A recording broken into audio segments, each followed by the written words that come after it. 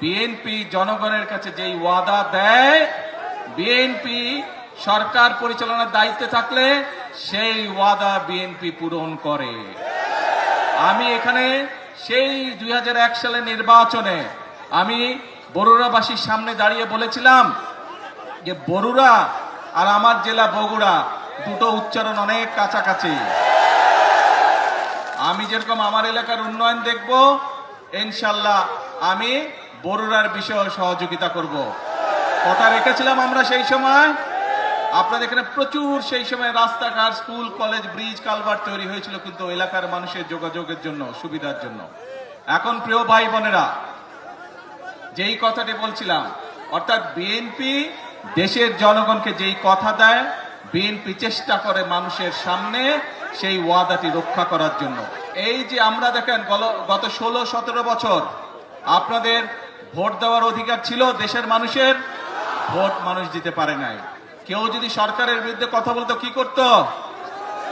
গুম হয়ে যেত, মামলা হইতো, এসে ধরে লয়ে যেত, হইতো না? দেশের মানুষ 2024 সালে ছাত্র জনতার অভ্যুত্থানে যারা এসব করতো তাদেরকে এই দেশ থেকে বিতাড়িত করেছে। এখন আমাদের কাজটা কি?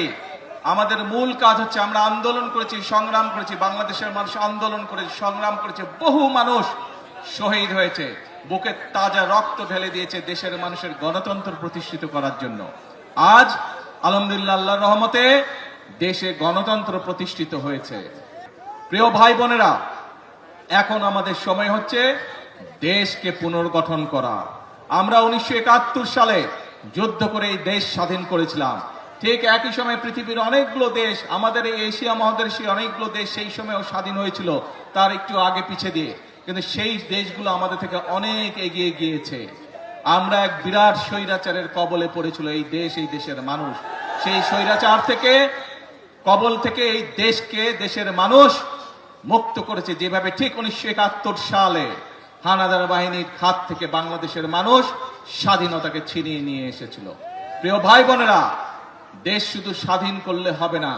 দেশ যদি স্বাধীন করে, দেশকে যদি স্বৈরাচার মুক্ত করে, পরবর্তী কাজ হচ্ছে দেশকে পুনর্গঠন করা, দেশকে সামনে দিকে নিয়ে যাওয়া, দেশের মানুষের জন্য ব্যবসা বাণিজ্য, চাকরি বাকরি এগুলি নিশ্চয়তা বিধান করা, দেশের মা বোনরা যাতে স্বাবলম্বী হতে পারে, সেটি শিক্ষায় হোক অথবা অর্থনৈতিক ভাবেও সেই ব্যবস্থা গ্রহণ করা, দেশের কৃষক ভাইরা যাতে স্বাবলম্বী হতে পারে সেজন্য সেই কারণে কাজ করতে হবে। দেশে যাতে মিল কলকারখানা তৈরি হতে পারে, দেশে যাতে বেকার সমস্যার সমাধান হতে পারে সেই জন্য কাজ করতে হবে। দেশে যাতে আইন শৃঙ্খলা সঠিক থাকে, মানুষ যাতে, নারী হোক পুরুষ হোক, দিনের যে কোনো সময় যাতে নিরাপদে রাস্তা দিয়ে চলাচল করতে পারে, যারা ব্যবসা বাণিজ্য করে তারা যাতে নিরাপদে ব্যবসা বাণিজ্য করতে পারে, এই ব্যাপারগুলোকে নিশ্চিত করতে হবে।